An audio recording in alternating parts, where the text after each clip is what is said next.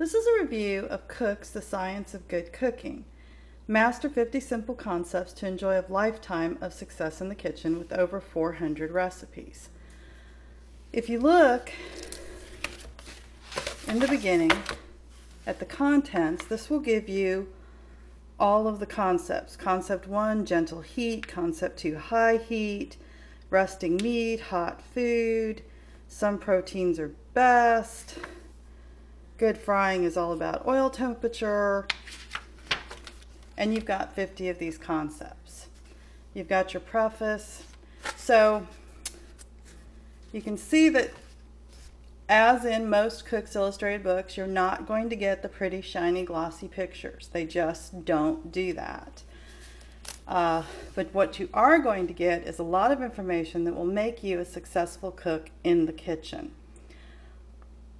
I was talking to someone I used to know about Cook's Illustrated in general, and she had said that she didn't read a lot of the introductions to the recipe. She just wanted to get to the recipe. I find the science behind the recipe and how they achieved it almost more interesting than the recipe itself.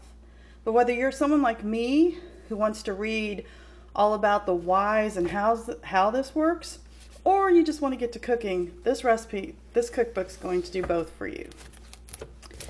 So we've got gentle heat guarantees smooth custards. Now, I like this because I can't make a custard. My flan tastes like scrambled eggs. My ice cream separates or turns into ice crystals. We won't even talk about my cheesecakes. They're sad, they're pitiful. And for someone who prides herself on cooking and baking, this failure really hurts. So this is going to tell us about the kitchen experiment. This tells me how the science works, why their method works. And then I'm going to get water baths for my cheesecakes and my custards. It's going to tell me how to do it step by step by step by step. Practical science. You know, there's just everything, and it's going to cover the problems that I can run into in the recipe. It's all very clearly laid out, as it always is. And any Cook's Illustrated book that you're going to get, whether you like it or not, is going to have clearly laid out recipes that work. Now, you may not like the way they're laid out. You may not like the lack of pictures. You may think there's too much space dedicated to the pre-recipe. But if you get a Cook's Illustrated recipe, chances are it is going to work. So we've got pastry cream, starches, and this just has a ton of information. It gives you a concept, and then it gives you a bunch of recipes based off that concept, so you can figure out how they work. You know, different cuts of meat, marinating at work, carryover heat. Salt makes meat juicy and crispy, in case you wondered why you brine, or you wonder why you put salt up under the skin. Brining, see, brining, I just mentioned brining. But, and they tell you about the weight of the pork before and after it's cooked, why that's important.